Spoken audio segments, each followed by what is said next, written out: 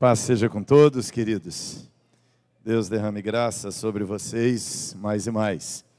Quando Emanuel fala que aprendeu com Sheila, foi mais ou menos isso mesmo. Quando eu era roqueiro, estava um dia na sala de casa, dançando rock com meus amigos, ouvindo rock, explodindo os ouvidos, a vidraça, as caixas de som. A Sheila chegou em casa, ficou com muita raiva por causa da bagunça que estávamos fazendo na sala de casa, enquanto os pais haviam saído. E ela me amaldiçoou, dizendo, você vai ser pastor um dia. Foi assim que ela me xingou, né? Foi uma bênção, na verdade. Entre a rota de roqueiro e a rota de pastor, louvado seja Deus pela rota do pastorado. Tem sido muito gratificante poder servir ao Senhor como ministro do Evangelho. É uma honra, é um privilégio. Não somos merecedores nem qualificados, mas o Senhor, por sua graça infinita, nos tem dado o privilégio de servir no ministério do sagrado ministério de pregação do Evangelho de Jesus. Então, que bênção poder hoje estar aqui com vocês, que bênção poder cultuar junto com vocês hoje. Pastor Emanuel falando aqui da nossa agência missionária, é a nossa agência, é a agência da nossa denominação, é a sua agência missionária. Você é representado nos nossos 280 missionários hoje em campos, em 41 países pelo mundo, nos 5 continentes. Temos trabalhos de tradução da Bíblia. Temos a tradução da Bíblia para uma das línguas ciganas aqui do Brasil, temos tradução para línguas indígenas, temos a tradução da Bíblia. Olha que coisa fantástica, no Timor-Leste, nós temos hoje um casal de missionários fazendo a tradução da Bíblia simultaneamente para 3 línguas. Isso nunca aconteceu na história de missões. Simultaneamente.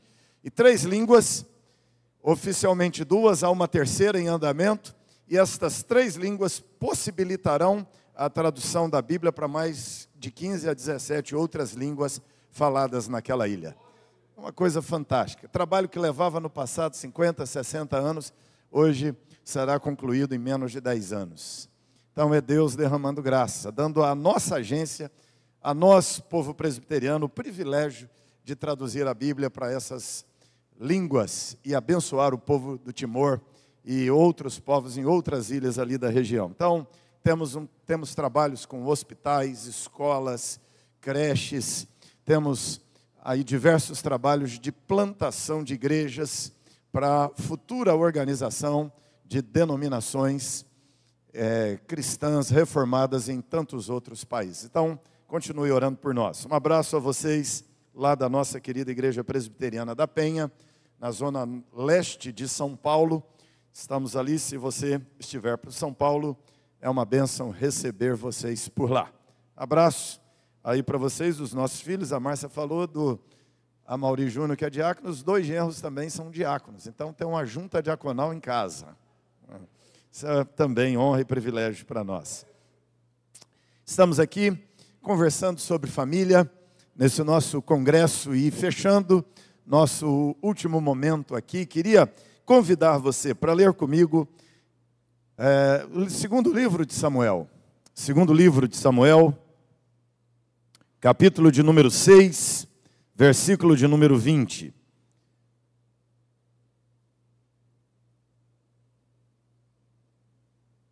Segundo livro de Samuel, capítulo 6, versículo de número 20.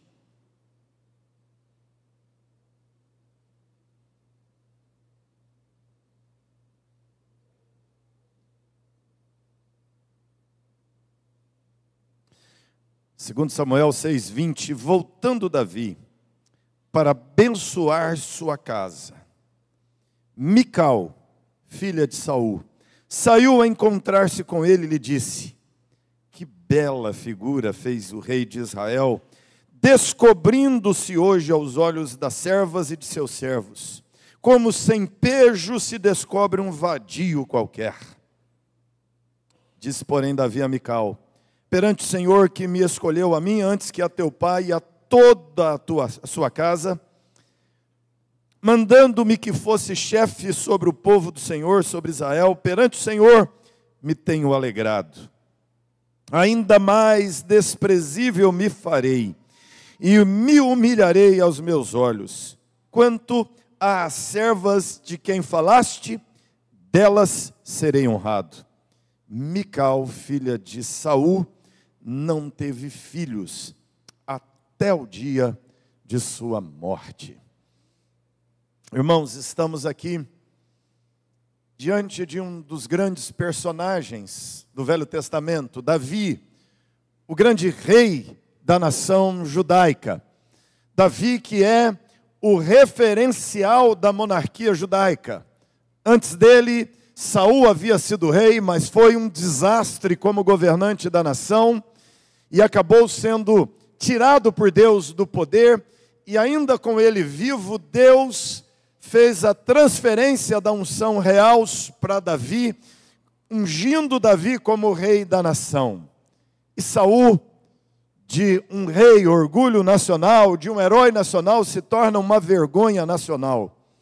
E problema para a nação inteira como governante. Até que finalmente ele perde uma batalha, suicida para não ser morto pelos inimigos, e Davi finalmente se torna rei daquela nação. E Davi é ungido por Deus, posto por Deus nesse cargo de rei de Israel. Primeiro rei sobre uma parte de Israel, finalmente coroado como rei sobre toda a nação, tanto em Hebrom como em Jerusalém, coroado como rei, e ele governa a nação de Israel, e é um dos mandatos, ou um dos reinados mais longos da monarquia judaica, que expande as fronteiras do reino de Israel para territórios ainda nem pensados em ser conquistados antes dele. Davi promove um tempo de progresso espiritual sobre a nação, promove um tempo de progresso financeiro sobre a nação, mas no ápice de seu reinado, o coração de Davi se perde. Davi se torna o melhor rei da história de Israel, mas Davi se torna um péssimo marido, um péssimo pai. Davi faz muito sucesso na monarquia, mas é uma tragédia dentro de casa. E aqui no texto, o texto diz aqui a nós que Davi, voltando para abençoar sua casa. Aqui é um momento glorioso para a nação de Israel. A arca da aliança lá do Êxodo, a arca da aliança lá do tempo do tabernáculo, que era símbolo da presença de Deus no meio de Israel, que era símbolo da aliança daquele povo com Deus, que era um símbolo da diferença de Israel para todos os outros povos existentes naqueles dias. Aquela arca da aliança, finalmente, é levada para Jerusalém. Davi, diante da arca, ele tira a sua roupa real, e Davi dança diante da multidão, e à medida que a arca vai sendo levada, ele dança, ele canta, ele pula, ele comemora, ele celebra, e finalmente a arca está posta em Jerusalém, tem um culto, uma grande celebração, uma festa religiosa, uma invocação de Deus, algo marcante para a história daquele povo, e ele, o rei, ele, o Estado, está ali corroborando a presença de Deus, a vida espiritual da nação, enaltecendo a fé abraâmica da qual eles eram herdeiros. Davi sai daquele culto animado, alegre. Davi sai daquele culto entusiasmado, cheio de alegria, a arca da aliança em Jerusalém. Agora Jerusalém é a sede do culto, da adoração a Javé. E ele volta para casa, diz o texto, para abençoar a casa. Ele pensa, agora eu vou para casa, reúno a família, faço um culto, faço uma oração, consagro o meu lar a Deus. E quando Davi chega em casa, sua esposa Mical sai ao seu encontro. Ela vira para o marido e diz, que bonito, você, o rei da nação, descobrindo-se diante dos olhos das servas e dos servos. E olha que palavra pesada. Ela diz a ele, como sem pejo se descobre um homem qualquer, como sem pudor, sem vergonha, se descobre um homem qualquer, se desnuda um homem qualquer, ela diz que o seu marido, o rei, se comportou como um homem qualquer, sem pejo, sem vergonha. E olha, ela diz, você foi um vadio diante da nação. Que palavra dura, não é? Um conflito conjugal. Com alguém que acabou de sair do culto.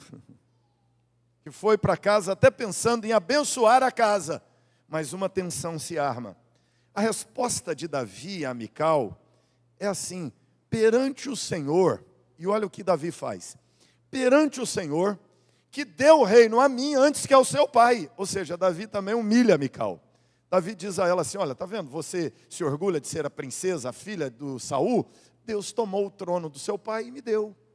Porque o seu pai não prestava. Porque a sua família não presta. Porque a sua família é ruim. E a coisa fica tensa entre esse casal. E a situação é tão crítica que o texto diz que Mical nunca teve filhos. Mical é a princesa casada com o rei, agora a rainha mãe. E ela era a candidata a gerar o futuro rei dessa nação. A esposa legítima de Davi para gerar o futuro rei da nação. Só que ela ficou estéril, ou Davi nunca mais, depois dessa briga, foi para a cama com ela. O fato dela não ter tido filho significa uma das duas coisas. A maioria dos intérpretes entendem que ela ficou estéril, mas é possível que, na verdade, Davi nunca mais esteve na cama com Mical depois dessa briga. Foi uma briga irreconciliável desse casal. E a vida de Davi, a vida familiar de Davi se desajusta de uma forma seríssima.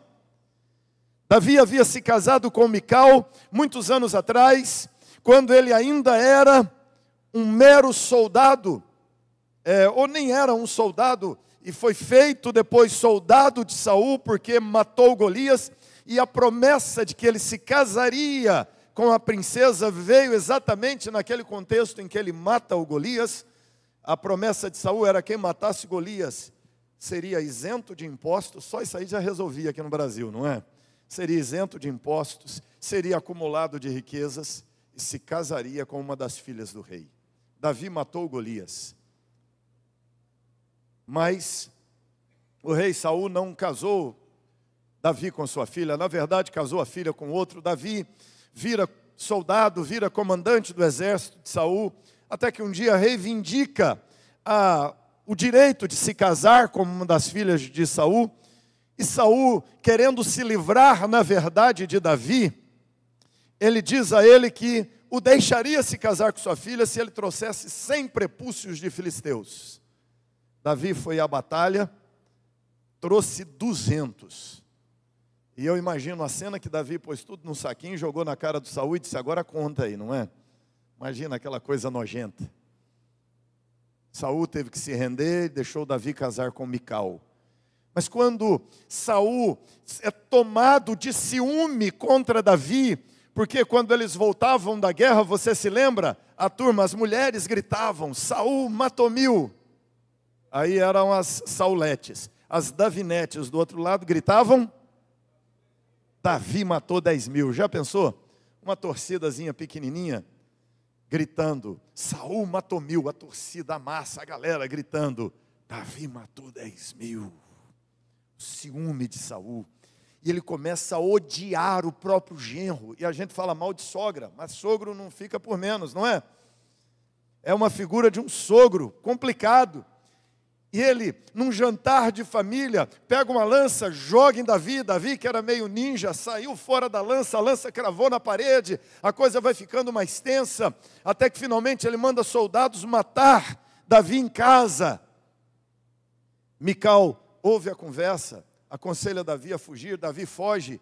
Mical pega um ídolo do lar, coloca debaixo do cobertor e diz que Davi está dormindo. Os soldados ficam ali esperando. Enquanto isso, Davi foge. Finalmente eles entram para matar Davi, mas não era Davi, era apenas uma estátua. Davi se torna um fora da lei, perseguido. Saul pega a esposa de Davi, Mical, e casa com um outro homem chamado Palti. Mas Saul então morre finalmente, Davi é coroado rei da nação.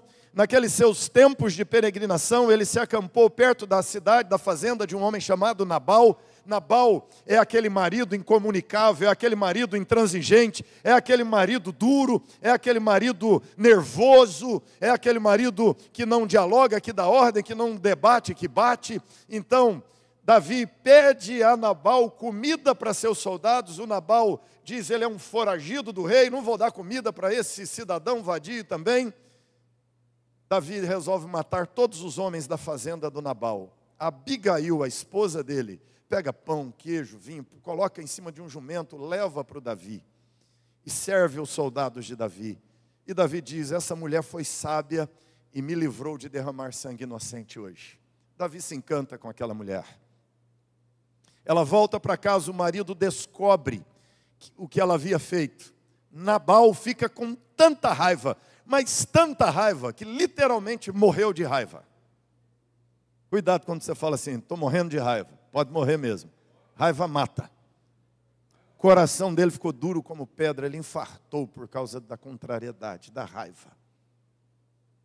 E aí, azar dele, morreu, o Davi foi lá e ainda casou com a viúva. Comeu à vontade na fazenda dele, casou com a viúva Abigail, porque sua esposa havia sido dada a outro. Quando Davi se torna rei da nação, ele começa então os casamentos políticos. Ele se casa com Maacá, ele se casa com Ainoã, a jezreelita. Davi se casa com Abital, Davi se casa com Ragite. E Davi vai lá na casa do Palti e pega a Mical de volta. O Palti joga a terra na cabeça, grita desesperado, mas Davi tomou a esposa de volta. Olha que situação complicada. Ela era casada com Davi, largou Davi, foi morar com o outro, porque o pai fez isso, e depois Davi foi lá, tomou do outro marido e pegou de volta para ele. E aqui, Davi forma a sua casa. Ele tem 7 esposas. E com estas esposas, Davi gera 19 filhos. Alguns nascem em Hebrom, quando ele era rei só a partir daquela região, e depois, finalmente, o restante nasce em Jerusalém, quando ele é rei da nação toda. Davi é uma espécie de campeão de desgraças na família, nas Escrituras Sagradas, porque ele conseguiu ser um dos melhores reis, ou o melhor rei da história dessa nação, mas foi um péssimo pai. Isso daqui nos lembra, irmãos, o fato de que alguns de nós conseguem ser bons pastores, péssimos pais. Alguns de nós conseguem ser ótimos engenheiros e péssimos pais. Alguns de nós conseguem ser ótimos médicos e péssimos pais. Alguns de nós conseguem ser ótimos pedreiros e péssimos pais. Alguns de nós conseguem ser ótimos comerciantes, mas perdem a família, desarticulam a família, desagregam a casa. E essa foi a história de Davi. Davi teve seríssimas dificuldades como pai. A casa de Davi foi complicada. E aqui, em primeiro lugar, nós podemos olhar o poder destruidor dos erros na vida familiar. O poder destruidor dos erros. Davi comete alguns erros. Você tem aqui efeitos nefastos do pecado na vida da família de Davi. Davi cometeu erro, por exemplo, na escolha conjugal. Davi fez escolhas complicadas. Davi cometeu, por exemplo, erros na estruturação da sua família. A estrutura da família está errada. Quantas mulheres a lei mosaica diz que um homem pode ter? Quantas? Quantas mulheres? Alguns homens perguntam assim, por que na Bíblia o homem podia ter 2 mulheres e hoje não pode? Ou seja, ele está perguntando assim, por que o Jacó podia e eu não? Ele queria ter 2 também, mas Jacó não podia ter 2 mulheres. Porque desde o Gênesis, a Bíblia diz, tomará o homem sua esposa, e os 2 se tornarão uma só carne. Se unirá o homem à sua mulher, não às suas mulheres, não a mulher aos seus maridos. O princípio é a sua mulher. E a lei mosaica dizia, não tomará o homem outra mulher para lhe descobrir a nudez. Isso é confusão.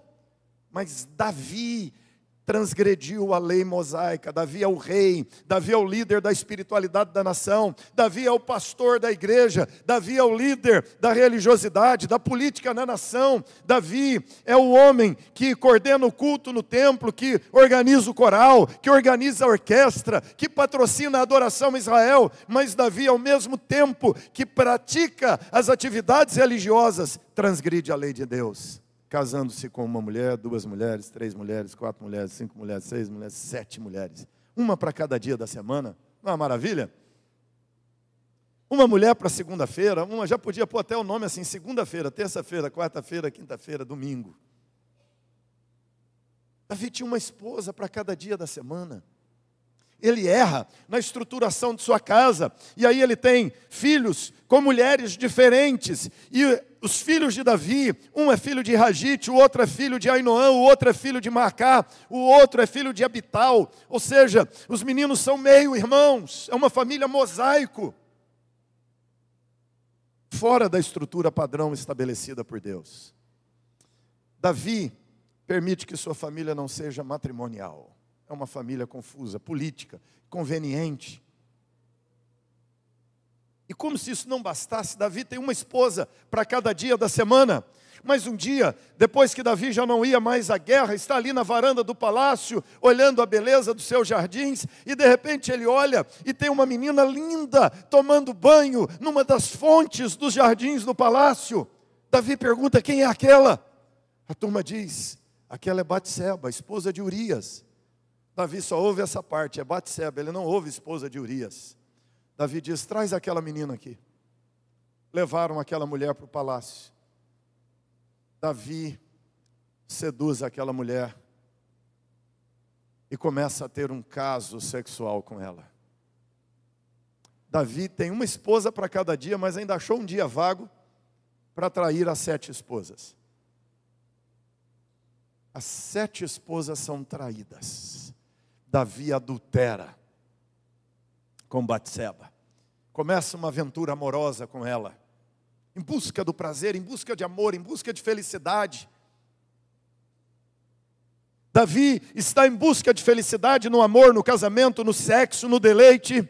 Mas não é aí que está a felicidade. Resultado disso, a mulher engravida. Davi manda buscar o marido dela da guerra. O marido estava na guerra. Em nome de Davi, Davi manda buscar, traz Urias para casa e diz para ele, vai para casa e fica com a tua mulher. Urias diz assim, eu não posso dormir com a minha mulher enquanto meus colegas estão lá no campo de batalha, isso não é certo. Então Urias não vai para a cama com a esposa. Davi queria que ele fosse para dizer que o filho era dele. Davi manda embriagar Urias. Urias vai bêbado para casa, dorme na calçada, mas não entra para ter sexo com a sua mulher. Por lealdade a Davi e os seus companheiros de guerra. Davi, então, escreve uma sentença de morte numa carta, põe na mão de Urias e manda Urias entregar ao comandante, que diria, a carta dizia, para colocar Urias num lugar onde ele seria morto no campo de batalha. Urias é tão leal que nem abriu a carta. Foi para o campo de batalha, entregou a carta ao comandante, o comandante fez o que Davi ordenou e Urias foi morto no campo de batalha. Davi agora tem a Batseba grávida e ele se casa com a Batseba. Talvez aquela coisa assim de arrumar, né, o problema. Davi fica até bonito na fita, porque ele casa com a viúva grávida. É até um resgatador, não é nobre? Ele até resgata a pobre viúva do falecido soldado e ainda assume o filho dela, o filho é dele. Aquela criança nasce, fica doente. Davi ora a Deus, Davi jejua, Davi chora diante de Deus pedindo, não deixa a criança morrer, porque Davi sabe que aquilo tudo é consequência de seus pecados e ele se humilha e chora diante de Deus. Deus não escuta a oração de Davi e a criança morre. Davi é tomado de remorso, culpa. Seus erros, sua conduta sexual, a maneira como ele cria os filhos, a luxúria do palácio em que vivem os filhos. Davi se torna um péssimo modelo para seus filhos. Ele tem um filho chamado Aminon. Aminon é filho de Ainoã. E era, pelo que parece, um dos mais velhos, candidato à sucessão real. Aminon se apaixona pela sua irmã, a sua irmã Tamar. Ele se apaixona por ela. Absalão é o irmão inteiro de Tamar. Aminon se apaixona por ela então, e você se lembra da história, ele manda trazê-la para casa, ele pede o pai a manda para a casa dele, ele finge que está doente, então ele estupra Tamar. Depois que ele a estupra, ele a joga na rua. A Bíblia diz que era maior a aversão que ele tinha por ela do que o amor, esse amor utilitarista do mundo de hoje, que quando as pessoas falam eu te amo, dá até medo, porque as pessoas falam assim, eu amo frango. O que ela faz com o frango? Então o sujeito vira para você e diz, eu te amo também. Não dá medo? Do jeito que eles amam frango, amam o ser humano, é um amor utilitarista, é um amor egoísta, é um amor que não é eu amo você, é eu amo o prazer que você me dá, eu amo a utilidade que você tem para mim, eu amo os benefícios que você me traz. E amor verdadeiro não é um amor que usa o outro, o amor verdadeiro é o amor de Deus, de João 3,16, que diz a Bíblia, porque Deus amou o mundo de tal maneira que fez o quê? Deu. Amor verdadeiro dá, amor verdadeiro não cobra, amor verdadeiro não se apropria do outro, amor verdadeiro não oprime o outro, amor verdadeiro não transforma o outro em sua propriedade, nem filho, nem marido, nem mulher, nada disso. O amor verdadeiro se dá ao outro. Aminon disse que amava Tamar, a usou sexualmente e jogou na rua. Ela, humilhada, rasgou a roupa, saiu pela rua com a roupa rasgada, todo mundo sabia o que significava. Isso foi um escândalo da realeza. Ela vai para casa. Davi, como pai, não visita Tamar. Davi não vai atrás de Aminon.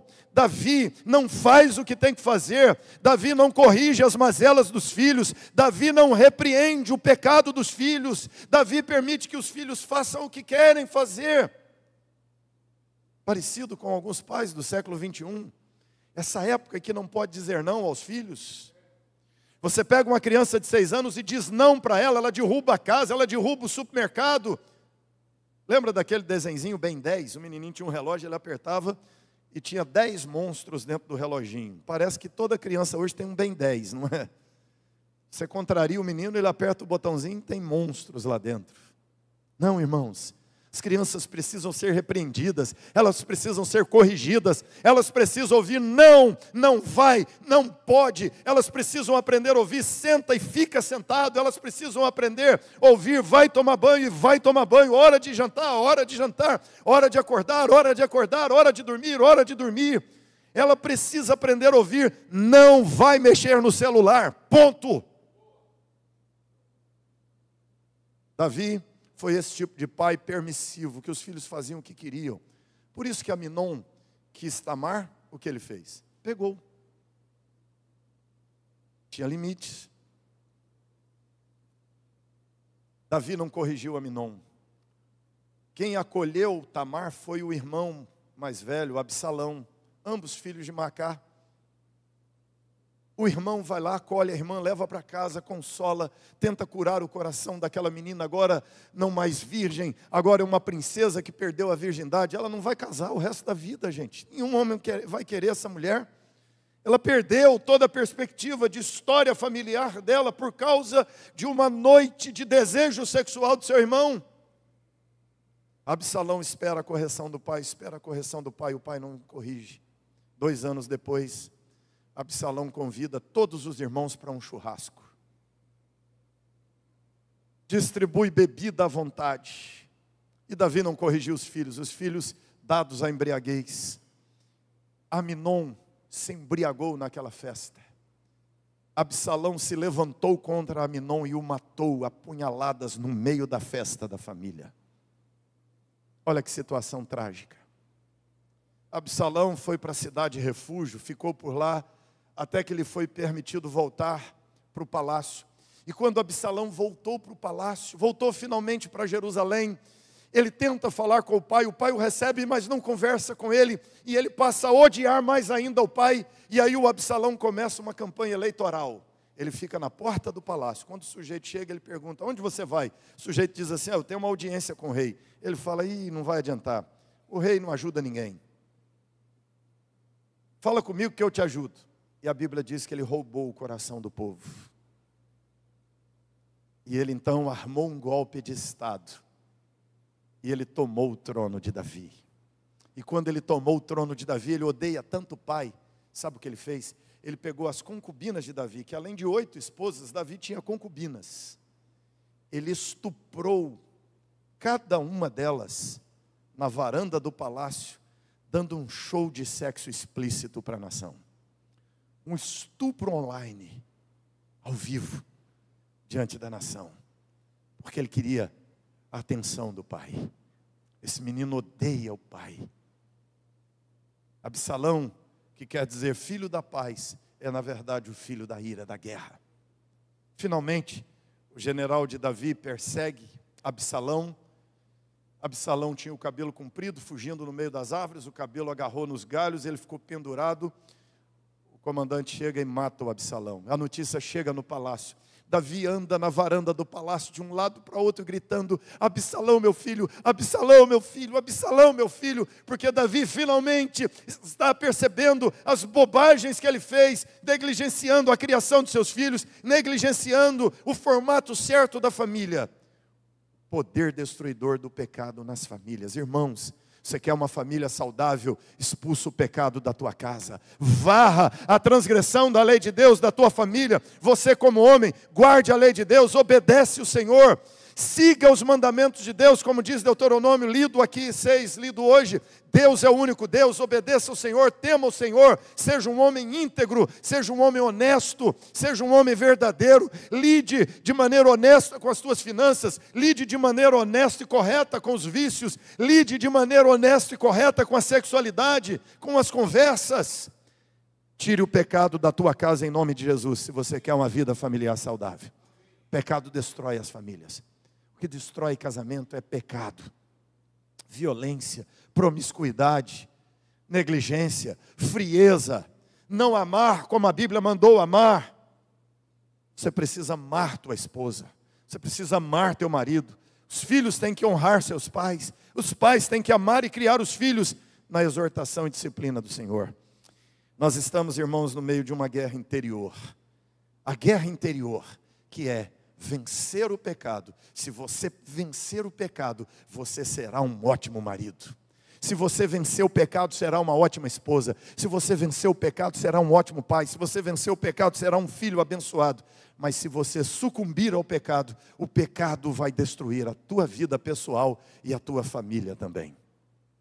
Então, varra o pecado da tua casa, vencendo a guerra interior. Segundo lugar, a história de Davi nos mostra o poder destruidor da cultura na vida das famílias. Por que é que Davi tinha 8 esposas? 7, depois ainda casou com a viúva do Urias. Por que é que Davi tinha um harém de concubinas que ele podia ter vida sexual com elas? Por que é que Davi tinha 19 filhos, um com cada mulher? Sabe por que que Davi tinha? Porque essa era a moda entre os reis. Era isso que um rei fazia. Uma das maneiras de um rei mostrar seu poder era mostrar quantas esposas tinha. Quanto mais esposa, mais rico. E de fato, para ter 8 esposas, precisa ser muito rico, não é? Brincadeira com as mulheres, sem graça, não é? Não é não. Mulher não fica caro. Cabelo, sapato, bolsa, cinto para combinar com a bolsa. Imagina, gente, eram princesas. Isso era caríssimo. Mas era a moda. O rei usava essas mulheres para esnobar. Ele usava essas mulheres para ostentar. É por isso que Salomão, querendo superar o pai, Salomão tinha 700 esposas. O pai tinha 7, ele tinha 700. E ele ainda tinha 300 concubinas. A mulher tinha que marcar na agenda do Davi, de Salomão, para 2028. Isso é um desarranjo familiar terrível. Mas era a cultura da época, era a moda da época, era a onda do momento. Por isso nós estivemos aqui falando esses dias sobre essa modernidade líquida, essa cultura da liquefação dos sólidos. Os conceitos sólidos são diluídos. Então, nós dizemos que sexo é sim binário, homem e mulher, que casamento é um homem e uma mulher, que filhos precisam ser criados na admoestação e disciplina do Senhor, que filho não tem que ter opinião, fazer o que quer, não. O filho tem que seguir a admoestação, a disciplina do pai. Você tem que ensinar teu filho a andar, a guardar a lei de Deus, e a Bíblia diz, ensina andando no caminho, ao deitar, ao levantar, encuca, abre a cabeça desse menino, enfia a Bíblia dentro da cabeça dele para ele aprender a guardar a lei de Deus. Mas a cultura diz, não, você não pode fazer isso com seu filho. Seu filho tem vontade própria. A Bíblia diz, a criança entregue a si mesma, dará desgosto aos seus pais. Pior coisa que você pode fazer para o seu filho é deixá-lo entregue a si mesmo. Ele te odiará como Absalão odiou Davi, seu pai.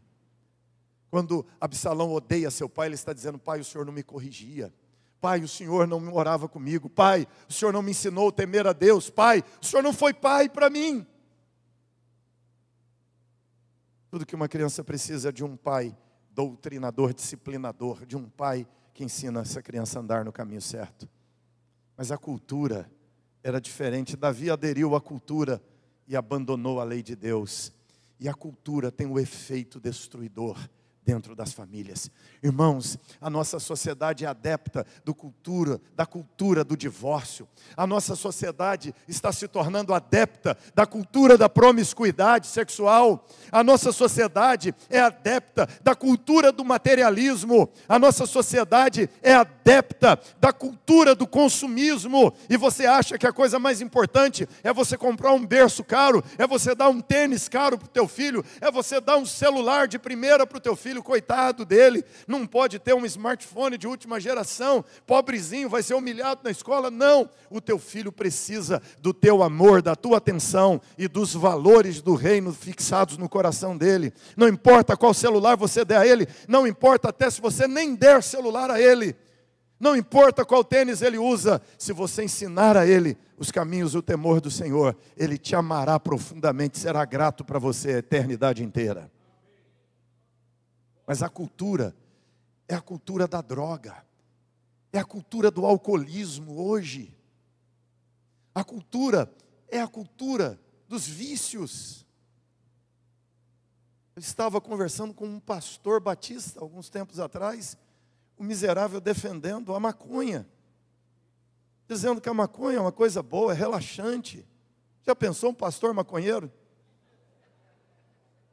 Coisa abominável é essa? Ele fazendo as defesas, tentando arrumar argumentos, e dizendo a ele, quantas pessoas esquizofrênicas, lesadas neurologicamente por causa dessa maldição que é isso aí. E ele dizendo, não, faz mais bem do que mal. Ele dizendo que mal é o estado que combate, que marginaliza a droga. Isso é a cultura do prazer de qualquer jeito. É a cultura do hedonismo da sociedade presente. É a cultura do vazio da sociedade presente. Mas meu irmão, minha irmã, você viverá pela cultura ou você viverá pela lei de Deus? Você viverá pela cultura da terra ou você viverá pela cultura do reino dos céus? Eu decidi, eu e minha casa viveremos pela cultura do reino do Senhor. Não me encurvarei à cultura do hedonismo, à cultura da promiscuidade, à cultura do álcool, à cultura das drogas, à cultura do vazio, à cultura da arte vazia, dessa arte complicada. Você já viu a letra da maioria das músicas hoje? E às vezes você vê o pai dançando com a filha, uma música que canta promiscuidade, uma música que canta sexo errado, uma música que canta violência, e o pai dançando com a filha. Isso é uma cultura do vazio da nossa sociedade hoje. Mas nós não vamos nos encurvar a essa cultura, porque ela tem um poder nefasto, destruidor das famílias. Nós estamos numa guerra cultural, irmãos. Estamos numa guerra interior, contra o pecado. Estamos numa guerra cultural. Tem uma cultura equivocada, errada, que predomina na TV, no cinema, na música, na arte em geral, na academia, que predomina por todo lugar. Mas você é chamado para ser igreja do Senhor Jesus, para ser povo de Deus na terra e cultivar a cultura da Escritura Sagrada. Não outra. Você é convidado para fugir da revolução cultural, que é a cultura da modernidade líquida, e permanecer na cultura sólida da revelação das Escrituras Sagradas. Terceiro e último, esse texto nos mostra o poder destruidor do diabo na vida da família. Esse momento de Davi, que ele vai abençoar a casa, dá tudo errado, e vira um conflito, e a princesa não engravida, e não nasce um descendente do trono daqui. Isso tudo se dá. Davi quer abençoar a casa, mas Davi perdeu batalhas para Satanás. Davi tropeça nas artimanhas de Satanás na sua vida. Se você ler 1 Crônicas, capítulo 21, o texto diz assim: então Satanás se levantou contra Israel, e incitou Davi a levantar o censo de Israel. Olha só. Isso é uma batalha espiritual, gente. Essa batalha interior contra o pecado, essa batalha cultural, isso não é só humano. Isso não é humano. Por isso que a Bíblia diz, a nossa luta não é contra carne e sangue. Nós não estamos lutando contra pessoas. Não estamos lutando contra partidos. Não estamos lutando contra indivíduos. Não estamos lutando contra professores, artistas, políticos. Não, não, irmãos. A nossa luta é contra principados e potestades. E quem se levantou nesses dias foi Satanás contra Israel. Aí o que ele faz para sucumbir Israel? Ele inflama o coração de Davi na soberba. E Davi resolve fazer um censo de Israel. Por que isso era pecado? Não que censo é pecado, é que aquele censo foi pecaminoso. Porque Davi a vida inteira dizia no Salmo: o Senhor vergou o meu braço um arco, o Senhor me deu vitória nas guerras, o Senhor me deu a nação, o Senhor deu vitória a Israel. Agora, quando Davi vai fazer o censo, Davi está querendo contar suas armas, seus exércitos, seus soldados, seus homens, porque Davi está dizendo: eu sou um rei poderoso, eu tenho dinheiro, eu tenho soldados, Israel é uma nação forte, não precisa mais de Javé guerrear suas guerras, porque agora eu tenho exércitos. Deus diz: não, Davi. Não é o teu braço, não é a tua inteligência, não é a tua riqueza, não é o teu recurso humano. A tua força sou eu, Davi. Mas Davi perdeu Deus de vista. Satanás inflamou o coração de Davi. Davi se encantou com as coisas do mundo. Davi se encantou com as coisas terrenas, com a força terrena, com os recursos terrenos. E a Bíblia diz que isso foi Satanás seduzindo Davi para atacar a nação. No meio de toda essa guerra cultural, no meio de toda essa questão de pecado, de relativização do pecado, de relativização dos pecados sexuais, de relativização das questões conjugais, da relativização do modelo familiar, do padrão divino estabelecido por Deus, da criação de filhos, do modelo divino, do que pensamos sobre dinheiro, sexo, vida, sobre as relações interpessoais. Por trás de várias concepções, irmãos, está Satanás. É uma guerra espiritual. É uma batalha espiritual. E Davi sucumbiu na guerra espiritual. Davi viu sua filha linda Tamar ser estuprada pelo próprio Aminon. Davi viu o Aminon sendo morto pelo Absalão. Davi viu o Absalão sendo morto, sendo atacado pelo seu próprio general. Davi viu o Adonias querendo tomar o trono antes dele nomear o sucessor. E ele vê o seu filho sendo morto porque tenta tomar o trono. Davi vivencia as piores dores e tragédias na sua casa. Mas eu quero terminar com uma boa notícia. A história de Davi não para aqui. A história continua no capítulo 7. E no capítulo 7, você tem uma das afirmações extraordinárias de Deus, no versículo 15. Deus diz assim: mas a minha misericórdia não se apartará dele. Como a retirei de Saul, a quem tirei de diante de ti, porém a tua casa e o teu reino serão firmados para sempre diante de ti. Teu trono será estabelecido para sempre, segundo todas as palavras e conforme toda essa visão. Assim falou o profeta Natã a Davi. Naquele dia em que Natã foi à casa de Davi, contou aquela parábola do cidadão que tinha uma ovelhinha só, do outro que tinha várias ovelhinhas, e aquele que tinha várias ovelhinhas recebe uma visita, mata a única ovelhinha daquele outro que era o pet da família, comia na mesa com eles, expressão da Bíblia, e aquele homem mata aquela ovelhinha para servir a sua visita, e Natã pergunta o que esse homem merece. Davi diz: esse homem merece a morte. Natã diz: esse homem é você, Davi. Você tinha 7 esposas e você tomou a única esposa de Urias, matou Urias, e você é um homem profano, você é um homem promíscuo, você é um homem soberbo, você é um homem pecaminoso, Davi. Você é esse homem que merece morrer. Outros reis teriam mandado matar o profeta, como Herodes fez com João Batista, servindo a cabeça dele numa bandeja de prata. Davi não. Sabe o que Davi fez? Davi se arrependeu dos seus pecados. E Davi compôs o Salmo 51 dizendo que ele se arrependeu de seus pecados. Ele diz: enquanto eu calei os meus pecados, envelheceram os meus ossos pelos meus constantes gemidos dia e noite. A sua mão pesava sobre mim. E aí Davi diz assim: pequei contra ti somente, fiz o que é mal perante os teus olhos, de maneira que o Senhor será tido por justo no teu falar, puro no teu julgar. Eu nasci na iniquidade. E ele diz: Senhor, me perdoa, me purifica, lava-me, ficarei limpo, lava-me, ficarei mais alvo que a neve. Senhor, ensina-me a andar no teu caminho, dá um espírito reto, tira esse coração ruim. Senhor, muda minha alma, muda meu coração. Davi se rendeu a Deus, se converteu. A misericórdia não se afastou da casa dele. A história de Davi nos mostra o poder restaurador da graça na vida da família. A graça restaura de qualquer desgraça familiar. Eu não sei para onde a tua família foi, para onde os teus filhos foram. Eu não sei o que aconteceu com o teu casamento ou o que se passa nele. Mas eu sei que a graça de Deus pode restaurar qualquer casamento destruído. A graça do Senhor pode restaurar os filhos destruídos. A graça de Deus pode restaurar a reputação destruída, como a de Davi foi. Deus restaurou Davi pela graça. Davi é o homem segundo o coração de Deus, não porque ele era perfeito. Davi é o homem segundo o coração de Deus, porque ele se arrependeu verdadeiramente. E Davi se tornou uma expressão da graça de Deus. E Deus diz: eu firmarei teu trono. E Davi teve um grande privilégio como um homem, como um rei temente a Deus. Jesus, quando andava nas ruas da Palestina, foi chamado de filho de Davi. E o trono de Davi foi firmado eternamente. Não o trono da nação judaica, não o trono de Jerusalém, mas o trono do reino dos céus, do Rei dos reis, do Senhor dos senhores, do Senhor das nações.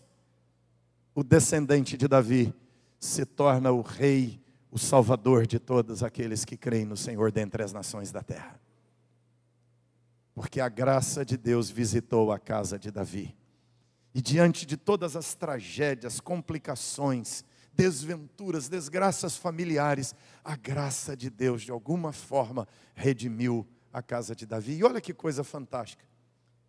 A mãe de Salomão, que é o sucessor do trono, que é da linhagem do Messias, é Batseba. Exatamente Batseba, que se torna a esposa legítima, mãe do herdeiro ao trono. Você percebe? Que era a união equivocada. E Davi passa a amar Batseba, passa a não ter mais as outras mulheres, fica com Batseba e ela se torna a esposa legítima no lugar de Mical.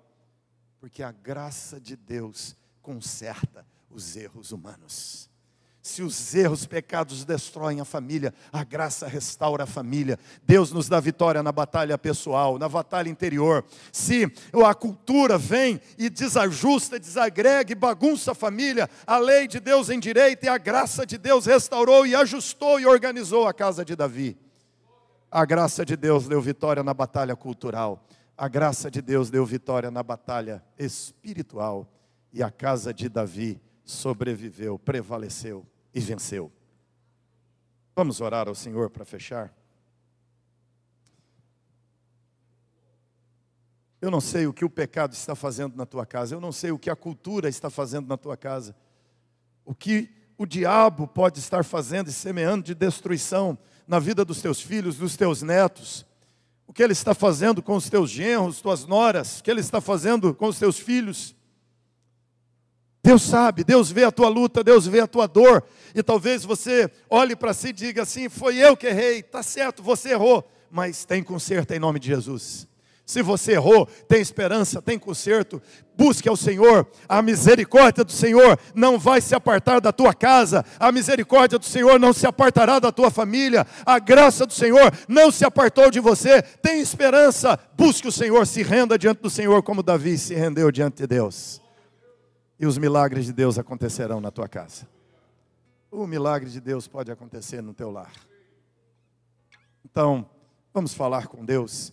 Se você está vivendo lutas dentro da tua família, seja na família menor, na família maior, é o cunhado, é o genro, é o filho, é o irmão, é o pai. Você que tem lutas com familiares, que estão como Davi, permitindo que o pecado, que o diabo, que a cultura desajuste, desalinhe a coisa na vida familiar. Eu queria que você ficasse de pé onde você está agora, representando essa pessoa, ou você, seja lá o que for, mas coloque-se diante de Deus dizendo: Senhor, eu não vou permitir o pecado na minha vida e na minha casa. Eu não permitirei que a cultura me domine a maneira de me comportar. Eu não permitirei que Satanás semeie dentro da minha casa o que ele quer. Eu me levanto em nome de Jesus contra o pecado, contra a cultura errada. Nem todo elemento da cultura é mau, tem elementos bons na cultura, mas eu me levantarei contra todo elemento equivocado, errado da cultura. Eu me levantarei contra tudo da revolução cultural, que é contra a tua palavra. O que é a favor, permanece, mas o que não é, eu vou peneirar, eu vou filtrar. Não deixarei entrar. E tudo que o diabo tentar trazer e levantar, eu não permitirei que entre no meu coração. Senhor, Tu sabes o tamanho da luta que cada um que está de pé enfrenta. E que em nome de Jesus, na batalha interior, o Senhor dê vitória. Que em nome de Jesus, meu Deus, na batalha cultural, o Senhor dê vitória. Anima e encoraja o teu povo, porque por mais que o inimigo pareça invencível, a graça do Senhor pode nos dar vitória. Oh Deus, dá vitória contra o diabo, que quer roubar os filhos, que quer roubar as filhas, que quer roubar a moral, a reputação, os bens. Que o Senhor o proíba em nome de Jesus, que o Senhor o repreenda em nome de Jesus nessas casas agora, de quem está aqui de pé, na vida dos familiares que estão sendo lembrados aqui nesse lugar agora. Pai amado, que o Senhor dê vitória a esses teus filhos e filhas, que assim como estão de pé aqui agora, estejam de pé em casa. Que assim, ó Deus amado, como estão de pé nesse lugar, estejam de pé diante do pecado, diante da cultura errada e diante de Satanás. E que vençam pelo poder, glória e nome do Senhor Jesus. Amém.